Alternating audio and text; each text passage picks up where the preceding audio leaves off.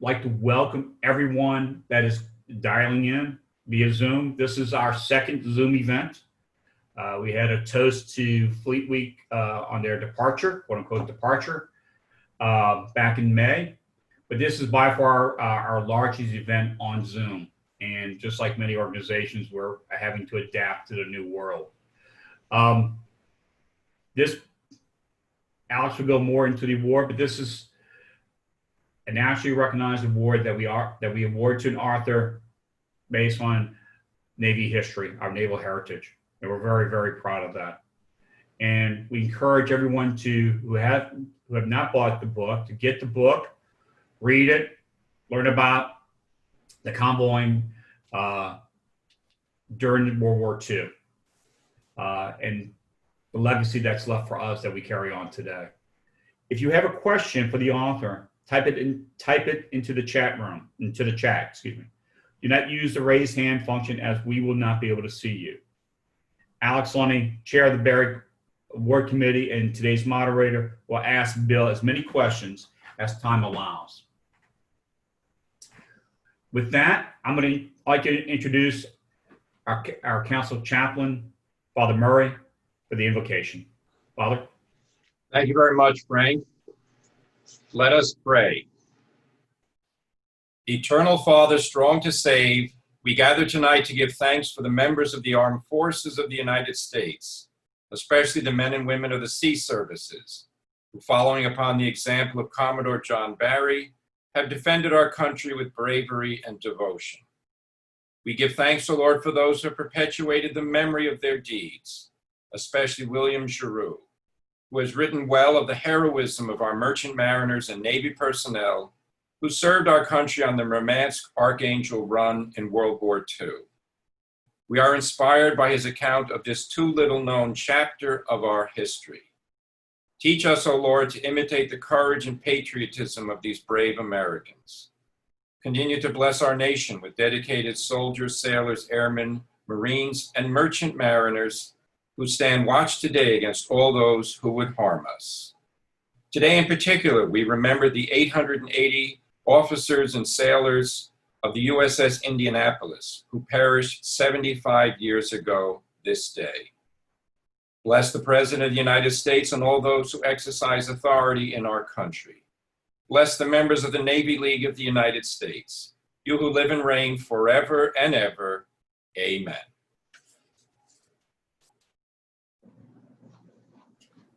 Thank you, Father, for that invocation, and thank you, Frank, for the welcome.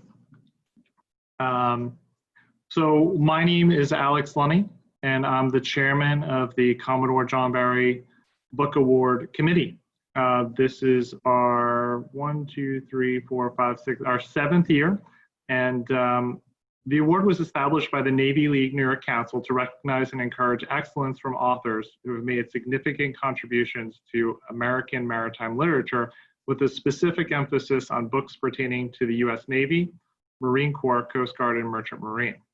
I'd like to thank the members of the committee, including Father Murray, Bob Lunny, Leah Murphy, Larry Brennan, and Richard Kay for their work this past year. So tonight, I have the pleasure of introducing this year's recipient, William Bill Geroux, for his book, The Ghost Ships of Archangel, The Arctic Voyage That Defied the Nazis. The book vividly demonstrates the extreme danger of these supply missions and the incredibly high losses of convoy PQ-17. As Frank said, I highly recommend you pick up this book. So Bill is a longtime journalist turned author. He wrote for the Richmond Times-Dispatch for 25 years, winning numerous awards. His writing has appeared on Time.com, Smithsonian, and various regional magazines. He also worked as a writer for Maersk, one of the largest shipping companies in the world. And his first book, The Matthews Men, was published in 2016. This is his second book. Bill is a native of Washington, D.C., and a graduate of the College of William and Mary in Williamsburg, Virginia, and he lives in Virginia Beach. As mentioned before, if you have any questions, please write them in the chat portion of Zoom, and I'll moderate. So Bill, thank you for joining us today. The floor is yours. We look forward to hearing from you. Well, thank you very much. I appreciate the introduction. I'm sorry. I appreciate the introduction. I very much appreciate this award, particularly coming from a group that is so interested and so well versed in nautical history. My book is really it's a nonfiction World War II historical narrative of a corner of the war that we in America don't really think much about. In the summer of 1942, a large convoy of Allied cargo ships set out from Iceland to try to cross the Arctic, to try to cover more than 2,000 miles through the ice and the cold and the German attacks, to try to haul a fortune in American war supplies to the Soviet Union, which at that point was our very shaky ally in the war against Nazi Germany.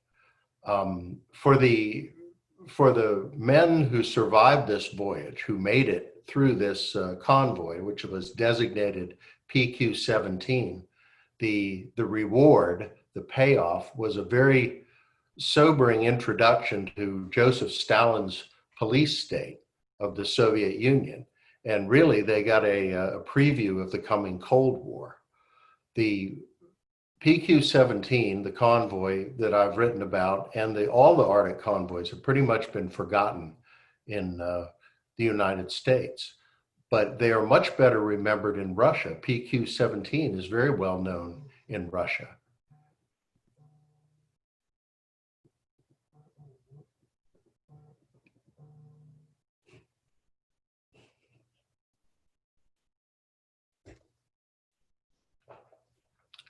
Hello, I'm sorry.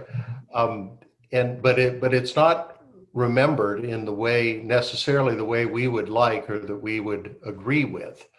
The convoy consisted of 35 merchant ships, freighters and tankers. And some of them were brand new right out of the shipyards, because we were cranking out Liberty ships just as fast as we could for this purpose, for hauling supplies. But a lot of the ships in PQ-17 were not new. They were older ships. Some of them might be called tubs from leftover from the previous World War. And a lot of them had seen very hard duty and had also seen their best days behind them already. The men on the ships some of them were Navy men, members of the Navy Armed Guard, which produced gun crews to man guns that were being installed hurriedly on these merchant ships. And this was done a lot. Unfortunately, putting gun tubs and gun crews on merchant ships was not a good way, particularly to protect them, particularly from U-boats. And the Armed Guard's official motto was, "We aim to deliver," meaning we aim at the bad guys so the ship can deliver the cargo. But the unofficial motto of the Armed Guard was "Sighted sub, glub glub." So it was very challenging. The men who sailed the ships, of course, were the merchant mariners, and they ranged from some old salts to some young guys who joined up, to join the fight against the Axis powers. And most of them were professional, they were dedicated, but every ship had it seemed to have a few very sketchy characters that were, the rest of the crew didn't really want to turn their back on them. They either stole or they liked to fight, or who knows what they did. So a lot of these ships had crews that would fight among themselves when the Germans were not available. One reason that it was so hard to get, that you got sketchy characters, was that a lot of merchant mariners didn't want to go on the Arctic voyage. The voyage was known as the Murmansk Run, because one of its destinations was Murmansk in North Russia, and the other was Archangel. Those were the two great ports of North Russia.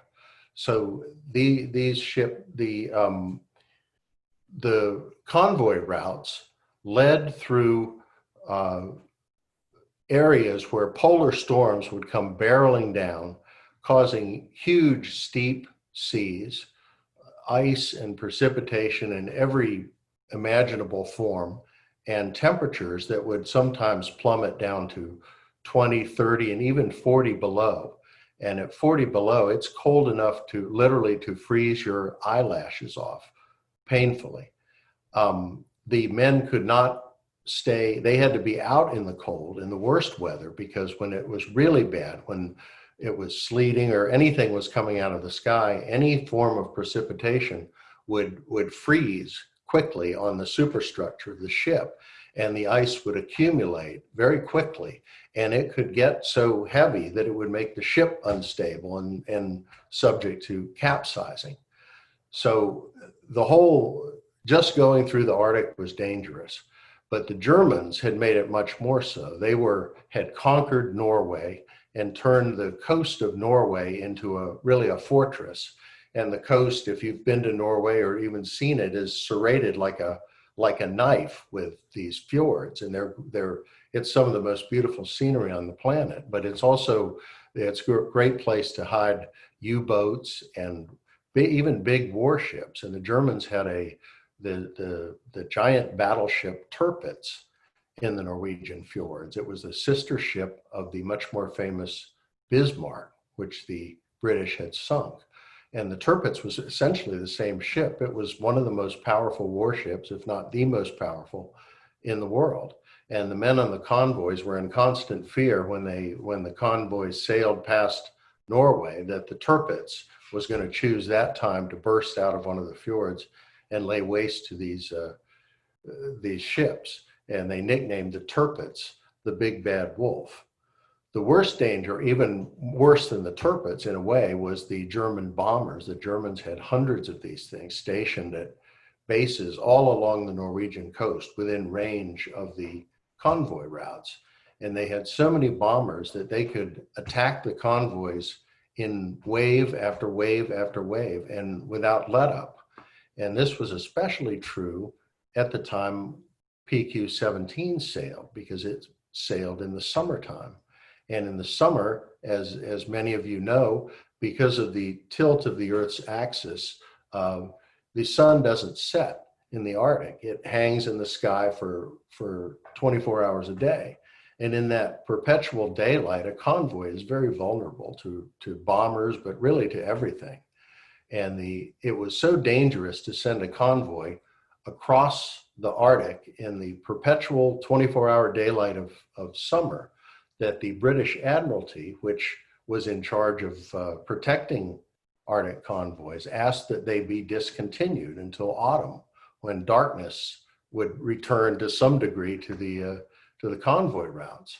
But that was impossible, because the convoys to Russia were not just ways to supply Russia, but they were an important political link in the very, very fragile alliance between Joseph Stalin, the dictator of Soviet Russia, and President Franklin D. Roosevelt and British Prime Minister Winston Churchill. In the summer of '42, when PQ-17 sailed, this was 7 months after Pearl Harbor. The US had no armies in Europe fighting the Nazis.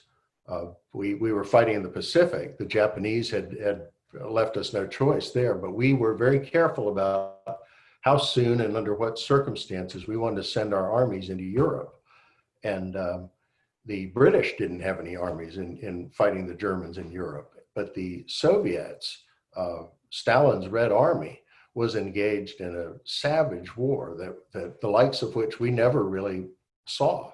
Millions and millions of people were being killed. It was a bloodbath. And Stalin was furious that, again, 7 months after Pearl Harbor, that the United States and Britain were basically on the sidelines in Europe waiting for this, while this went on day after day and week after week. Stalin wanted the United States and Great Britain to launch essentially the D-Day invasion of occupied France in 1942 instead of 44 when we did it. But Roosevelt and Churchill said no. They said we're not ready. They told Stalin, no matter how desperate you are, no matter how hard you're fighting, all we can do for you right now in the summer of 1942 is send you supplies. We can't send you troops. All we can do is send supplies, and we'll keep doing that. And because that was all we were doing really for this alliance with Stalin, Roosevelt in particular was determined that the convoys had to keep sailing no matter what. It didn't matter how dangerous it got. It didn't matter to Roosevelt how many hours of daylight there were in the Arctic in the summer. It didn't matter really how many ships got lost. The convoys were really more than just convoys. They were a gesture of good faith to Stalin. So it was in that spirit that PQ-17 left Iceland in late June of 1942. The British, having failed to stop the convoy from leaving in the first place, organized a very complex system of escorts to protect it. They thought that maybe that would prevent a disaster. But the Germans planned their own disaster for PQ-17. They, for the first time, they had decided to get all their forces, all their U-boats, all their surface ships, including the Tirpitz, all their bombers, and into one devastating strike against PQ-17, wipe the convoy off the face of the sea, and thereby discourage the Allies from ever sending another convoy through the Arctic. The German plan of attack was so involved that it required Adolf Hitler's personal approval. And Hitler was a little worried about it. He agreed, but he agreed, and he said that his only condition was before the plan was fully implemented, before the battleship Tirpitz was turned loose, Hitler wanted to be called on the telephone one last time to give him a chance to either let this thing go ahead or pull it back. In the end, nothing about PQ-17 happened the way that either side envisioned for all their planning. Chaos descended on the convoy. The ships, the merchant ships, the heavily loaded old merchant ships were ordered to scatter. Each of these ships was told to find its own way without being anywhere near any other ships, find its own way across hundreds of miles of the Arctic Sea to Archangel at a time when the U-boats and the bombers were already on top of these ships. So that was a lot to ask. And the captains of 4 of these ships in the convoy, and these were 3 old American freighters and 1 British fishing trawler that had been converted into a war escort vessel. These 4 ships, the 3 freighters and the fishing trawler, their captains decided independently there was no way that their ships could ever make it to Archangel, running across the sea with the Germans in pursuit.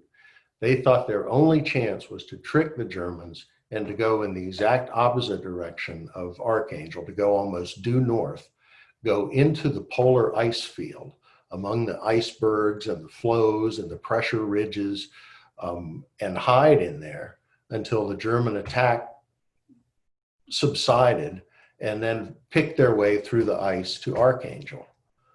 So the captains decided that taking ships into the ice was such a dangerous thing to do that the logical Germans would never even think to look for them up there.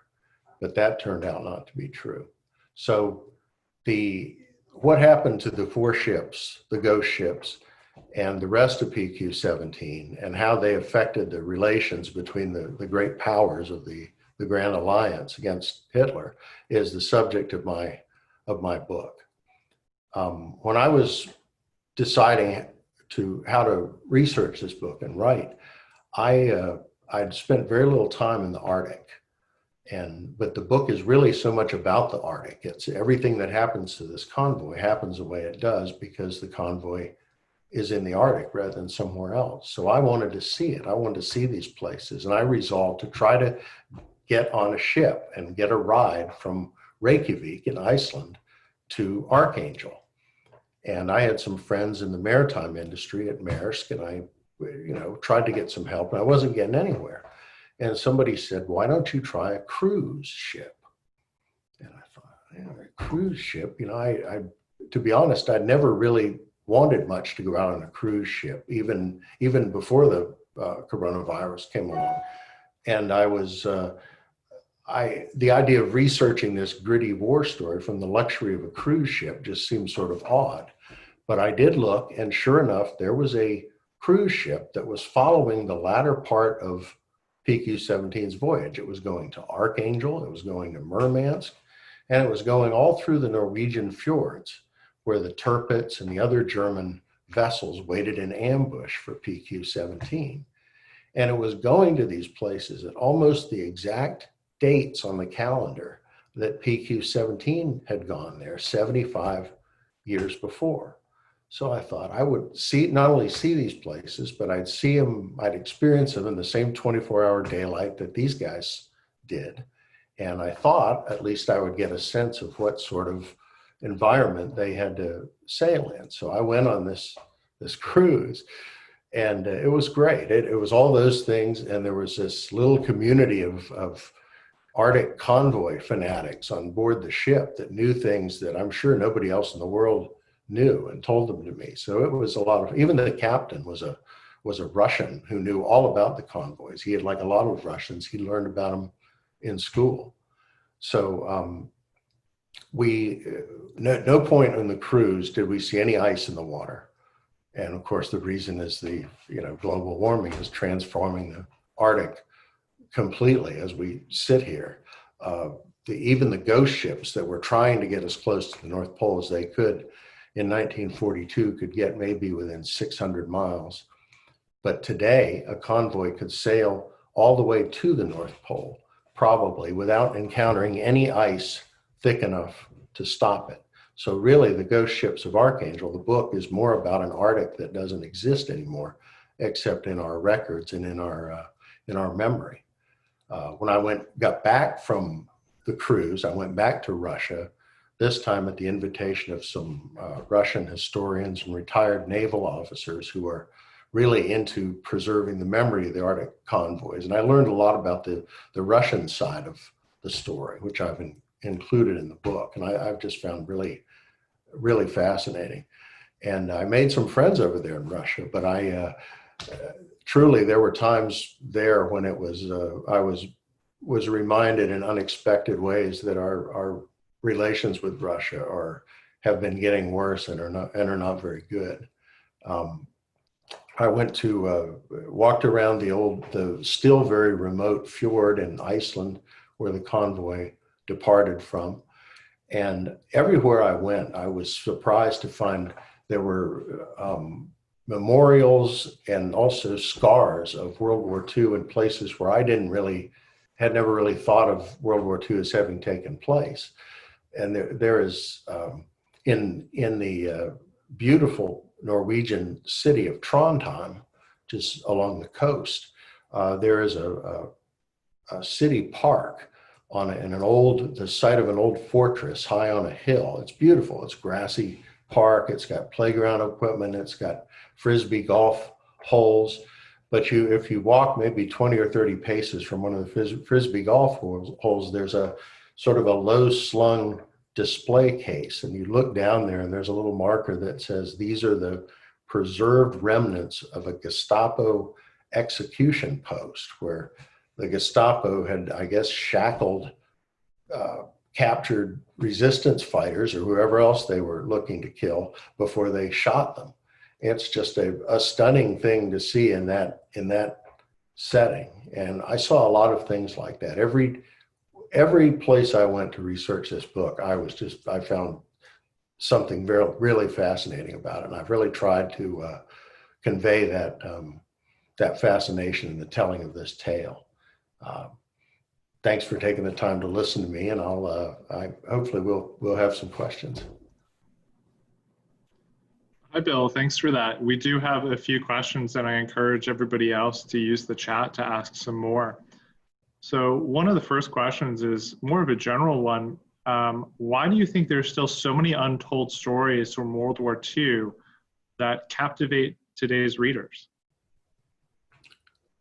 That's it does seem to keep happening, and you would think they would run out eventually, but they don't seem to. One is that of course that you see that groups that were not recognized before are being recognized, and you're also, as in the case with my book, The Ghost Ships of Archangel, the war was it's so wide, it really was a world war. There was stuff they were fighting in these crazy outposts in the Arctic, these weather stations. I mean, it extended for such a broad area that it seems like there's no limit to the stories you can find where people, if Americans went off and did crazy stuff in places that you never thought anything was going on there. I've run across a lot of things like that and working on these, just researching the books I've written. And so what do you think the legacy of these convoys and maybe any of these PQs are, and the legacy in the US versus Russia? Well, in the U.S., I think the legacy is they're just little known. People just don't know about them. There's a small group of very hardy, 94, 95-year-olds that get together and they remember these things. It was very hard to find survivors of PQ-17. But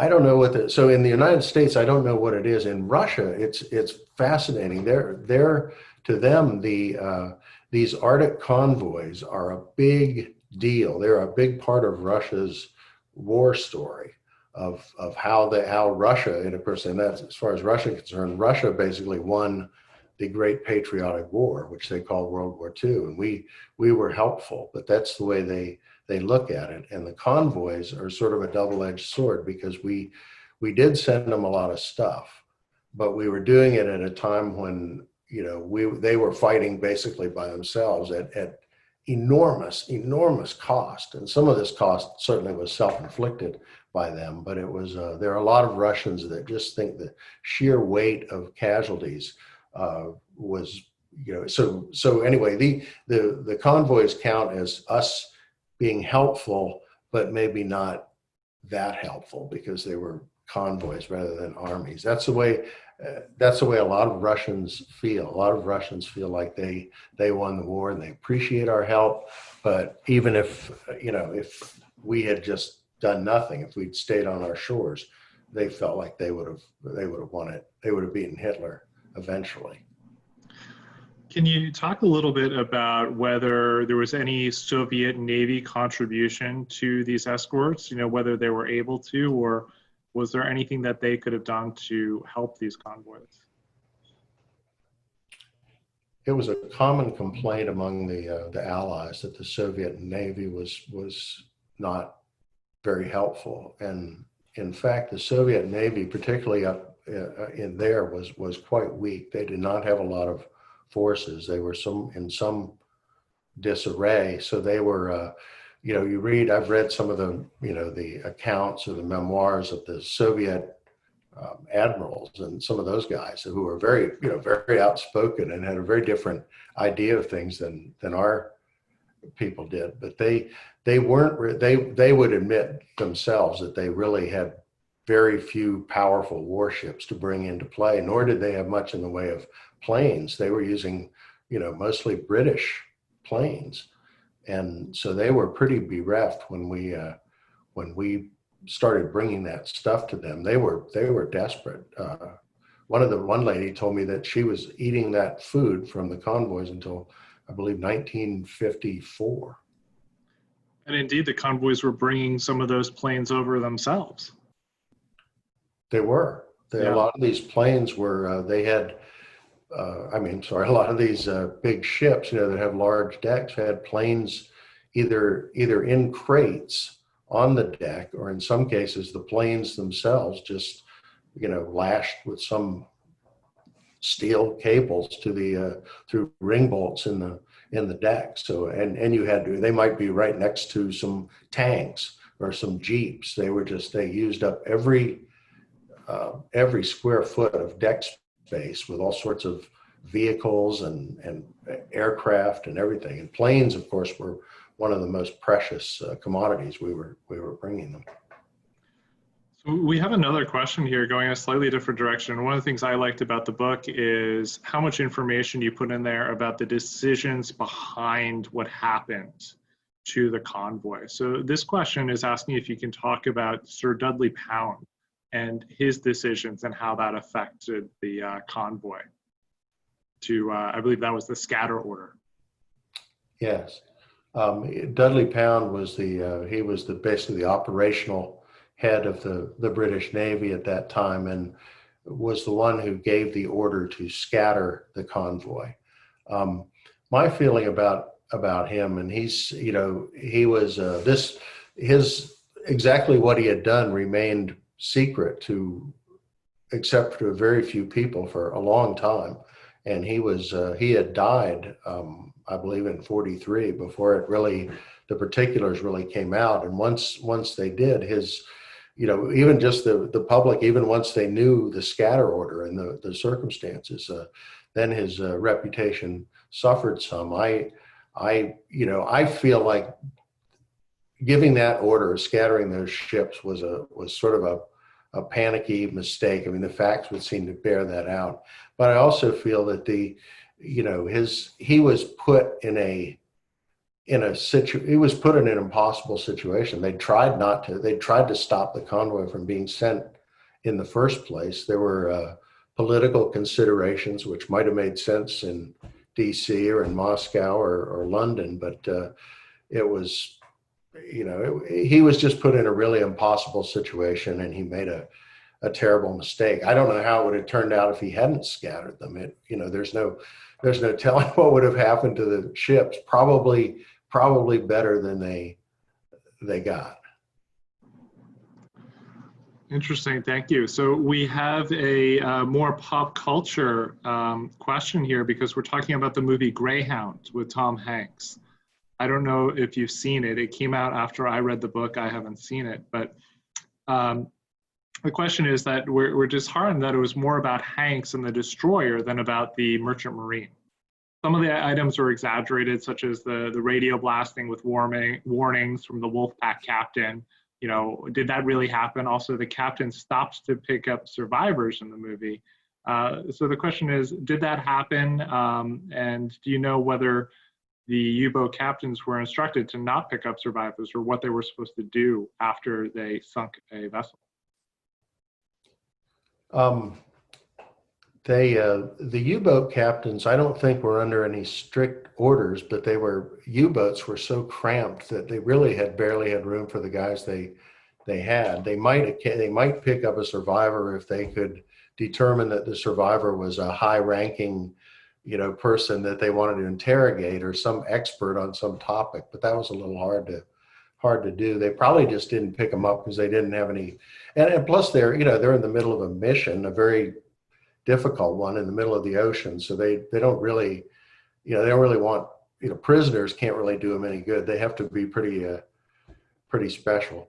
The movie in general, it's based on a book by C.S. Forster, which I have right there, called The Good Shepherd.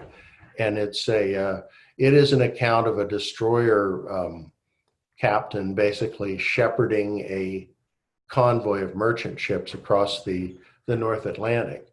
And it's a pretty good book, but it is all about this guy and it follows him the book does anyway, it follows him everything he does.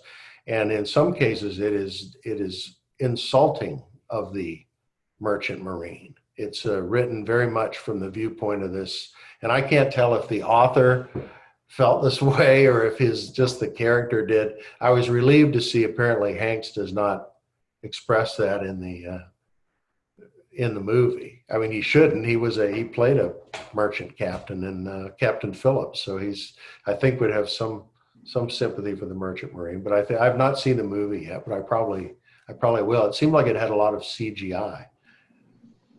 It did. It was seemed very dramatized as well.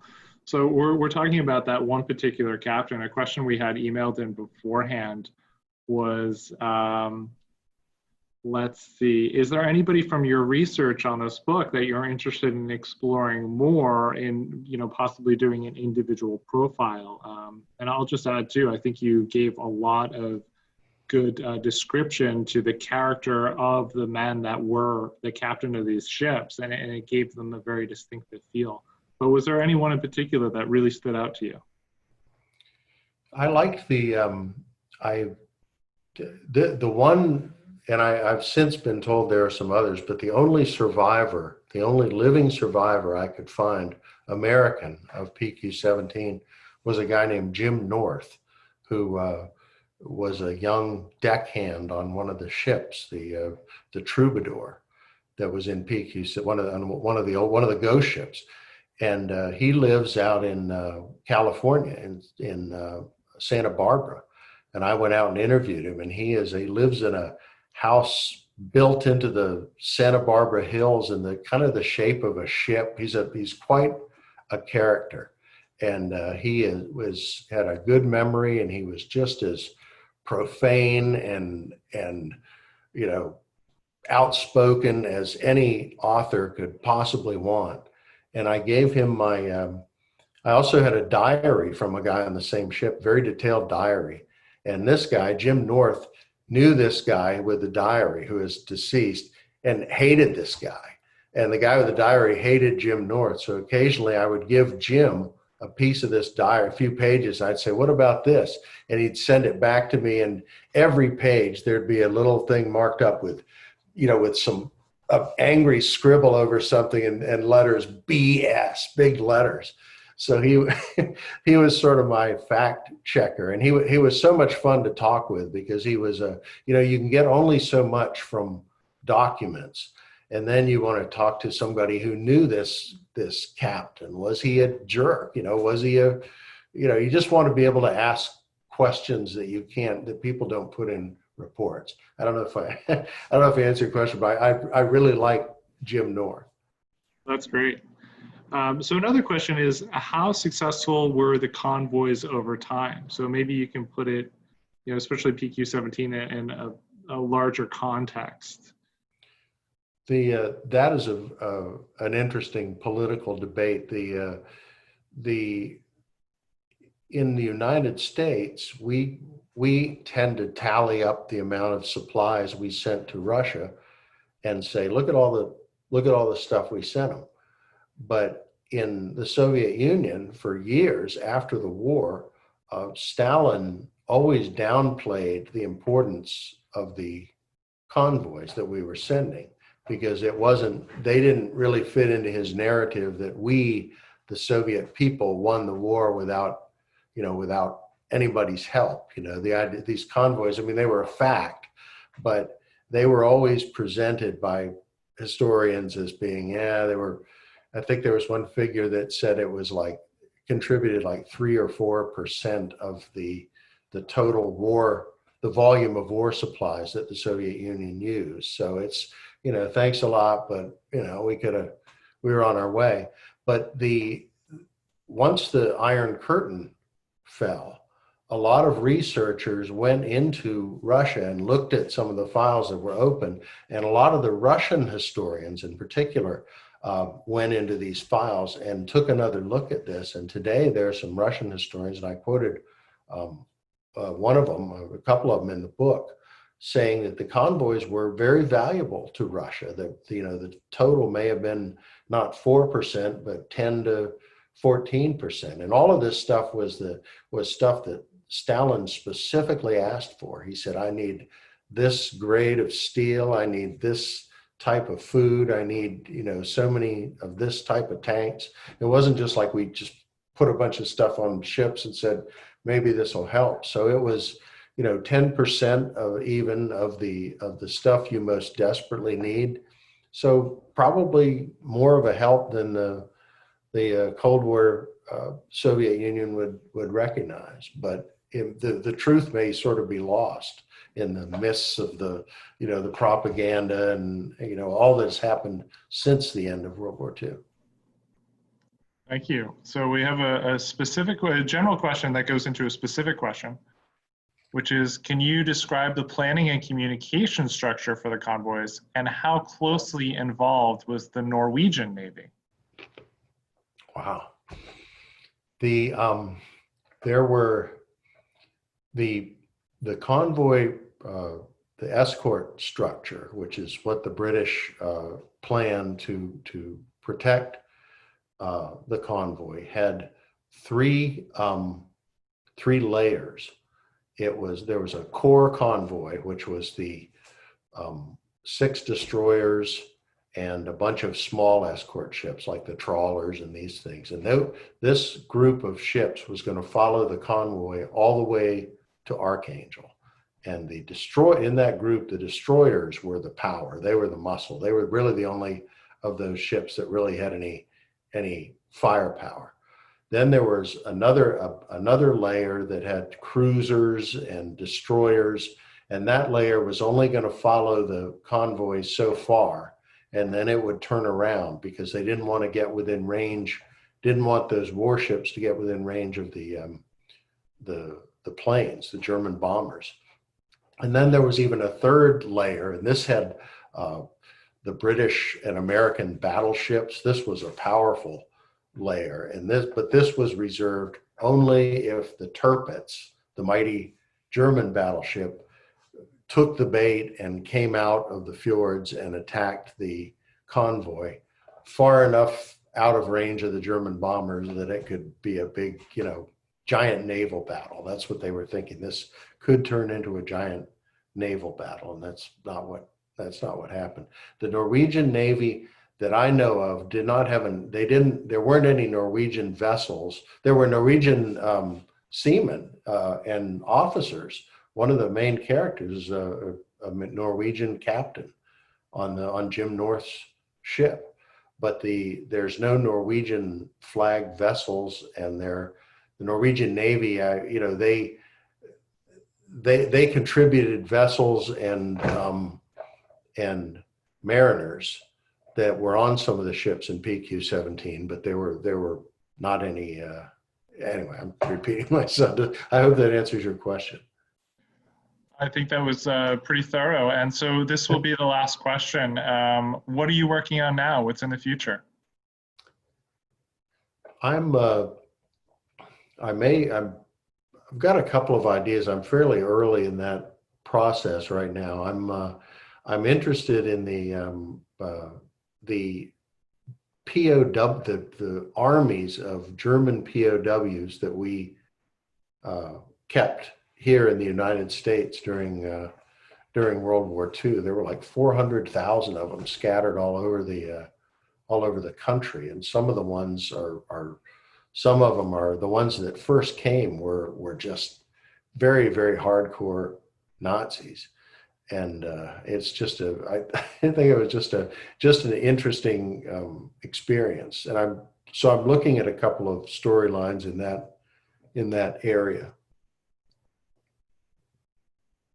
Well, we look forward to your next book. So Frank, if you'd like to join us for the award presentation.